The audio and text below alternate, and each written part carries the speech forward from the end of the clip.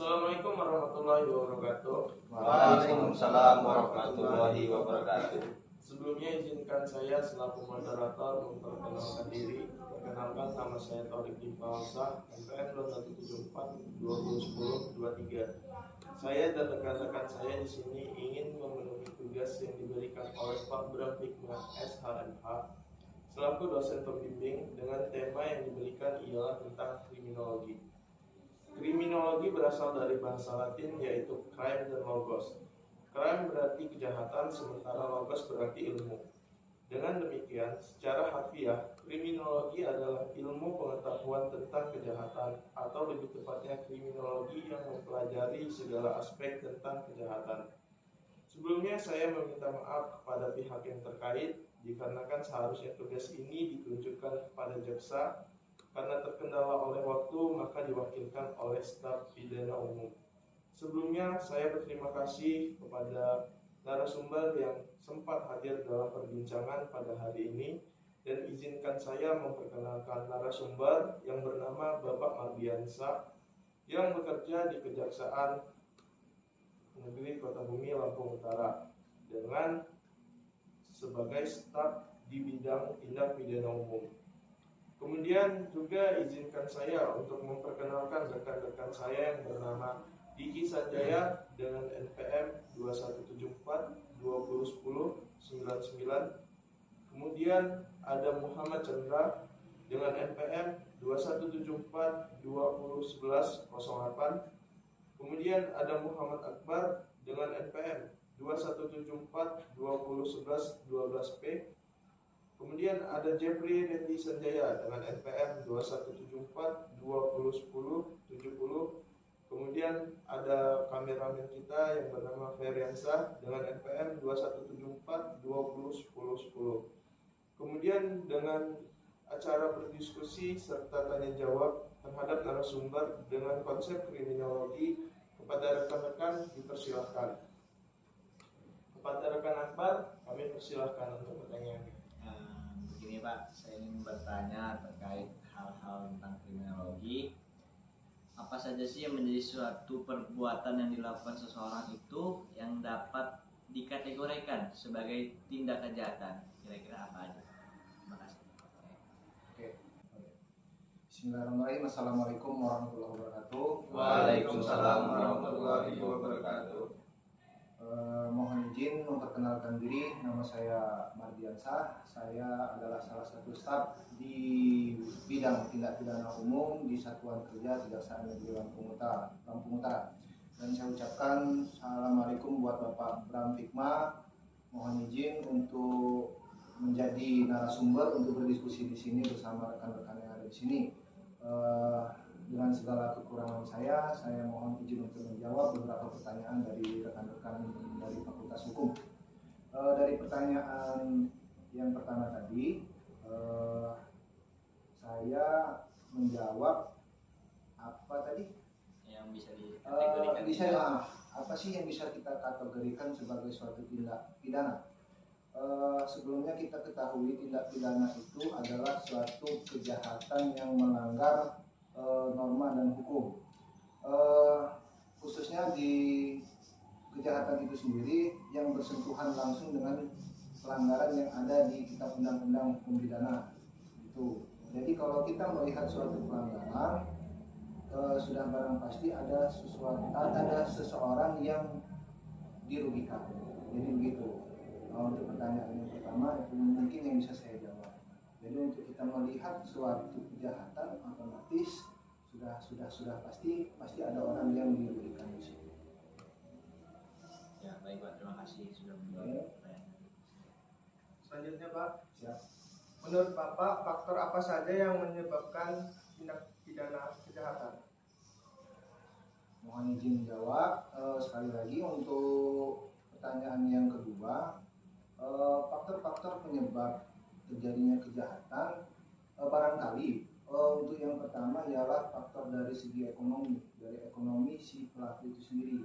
Contohnya untuk di kasus-kasus pencurian, kasus 363, 365 dan lain-lain sebagainya, sudah pasti saya katakan itu untuk urusan perekonomian mereka itu pasti pilot. Nah, bagaimana kita melihat dari sudut pandang perekonomian itu sendiri.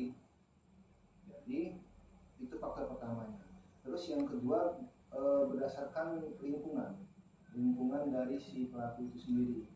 Kebanyakan lingkungan dari pelaku tindak kejahatan itu pasti lingkungan yang tidak bersahabat dengan baik. Itu menurut saya dari beberapa faktor yang ada.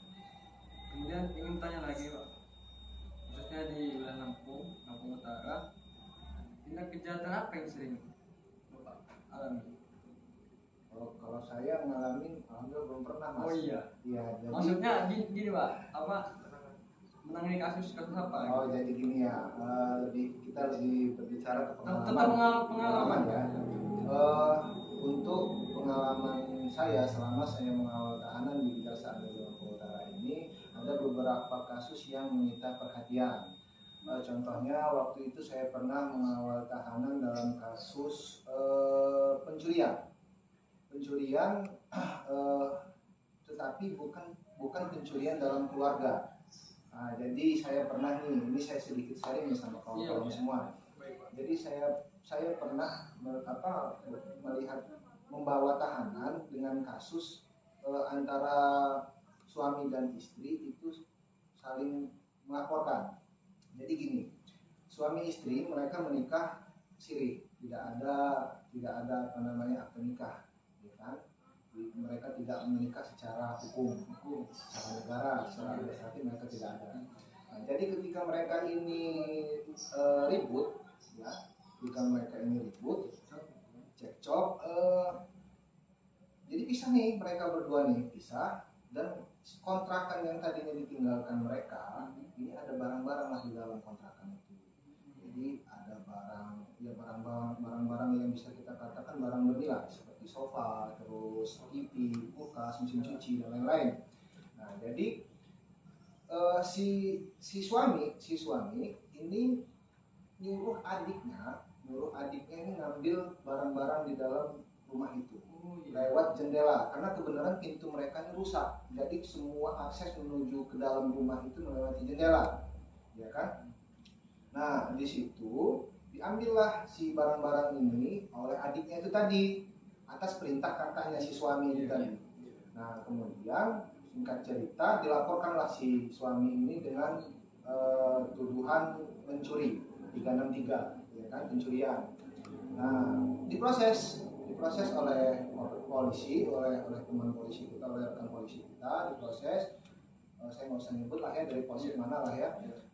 Jadi waktu itu sempat diproses, kemudian sampailah di kejaksaan dan P21 itu dalam bahasa awamnya naiklah kasus ini, kasusnya naik dan masuk ke persidangan. Nah, di sini yang menyita perhatian, khususnya perhatian kami dari Kejaksaan Negeri Lampung Utara, ketika dia sidang dengan pasal 363 yang dituduhkan dengan dia, yang diberikan kepada si pelaku, ketika sidang putusan sudah 3 bulan dan 4 kali berjalan sidang, itu sidang putusannya dinyatakan bersalah tetapi bukan tindak pidana. Nah, di situ menyita perhatian. Nah, saya belum bisa menjelaskan itu bagaimana karena di sini saya juga ilmu saya mungkin masih kurang. Jadi nanti monggo silahkan tanyakan lagi lah dengan dosen atau dengan jaksa, atau ada kesempatan tanya dengan ahli-ahli hukum yang lainnya. Jadi dia diputus lepas. Padahal 363 itu ya, kalau kita berpikir secara kuhab ya, 363 itu sudah perbuatan yang hukumannya bukan tidak pidana ringan. Jadi dia dinyatakan bersalah tetapi bukan tindak pidana umum. Gimana coba? Nah, ini bisa jadi bahan kawan-kawan semua untuk berdiskusi dengan itu nanti jadi bahan evaluasi. Itu satu. Dan yang lainnya seperti banyak sih mas, ada kasus pembunuhan ibu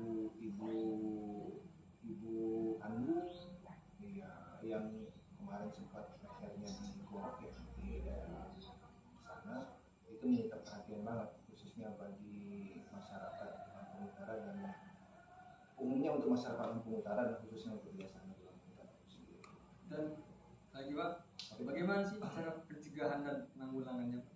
Pencegahan pencegahan dan penanggulangan sebenarnya semua berperan aktif seharusnya dari baik itu dari pemerintah daerah maupun dari aparat penegak hukum. Di sini saya sebagai warga Kejaksaan Negeri Lampung Utara, saya menyampaikan bahwa di Kejaksaan Negeri Lampung Utara pun kita memberikan layanan untuk penyuluhan hukum. Nah, jadi kita sebagai aparat penegak hukum kami dan seluruh aparat penegak hukum semestinya memberikan penyuluhan hukum yang lebih mendetail kepada masyarakat, itu satu. Dan kedua, untuk pencegahannya, selain memberikan penyuluhan hukum, mungkin dari kepolisian sendiri mungkin dari kepolisian sendiri lebih meningkatkan seperti kegiatan ronda diberikan kepada pada warga-warga dari polsek ke RT RW kepala desa, ya kan, mungkin seperti itu sih. Oke, dan izinkan saya bertanya Pak ya, ada nggak sih Pak kayak perkara atau suatu kejahatan yang paling berkesan untuk masyarakat Kota Bumi umumnya dan untuk Kejaksaan Negeri Lampung Utara khususnya Pak? Sekiranya ada nggak sih? Yang paling berkesan ya, yang paling berkesan untuk di Lampung Utara ini kayak berkesan semua deh. Ada. Kalau untuk saat ini di Kejaksaan Negeri Lampung Utara kita sedang menangani perkara pembunuhan ibu kandung sih, lebih ke situ kita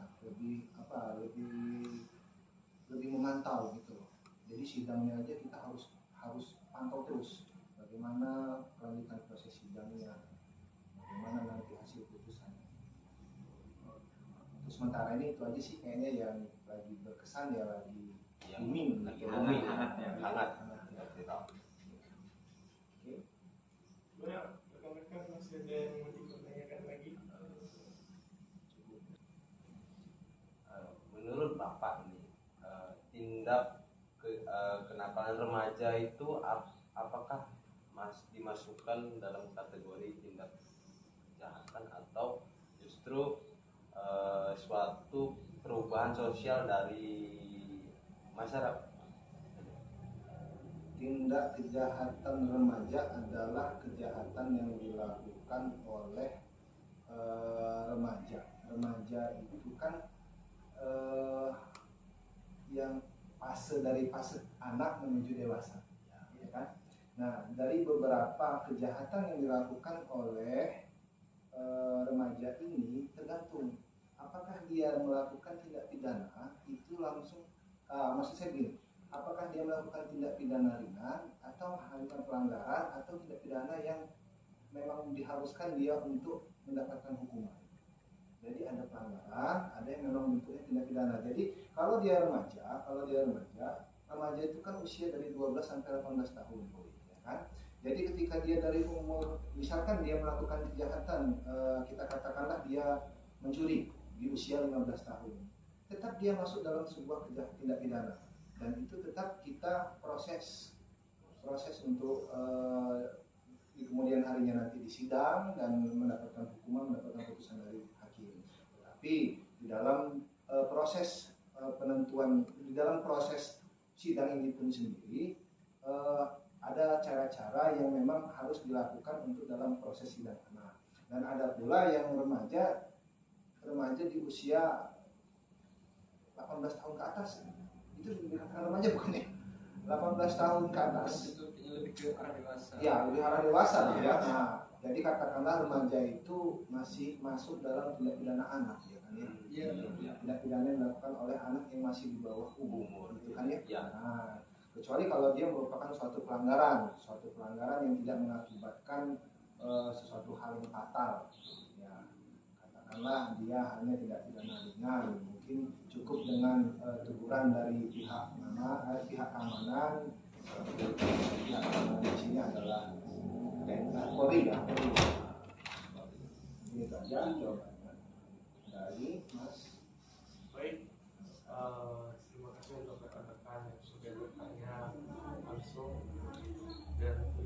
juga kepada narasumber yang sudah menyempatkan diri bisa hadir bersama kami menjawab pertanyaan-pertanyaan yang mungkin masih kecil atau masih ringan lah pertanyaan ini karena kan dibatas dengan kemampuan kita juga yang masih sama-sama saling belajar.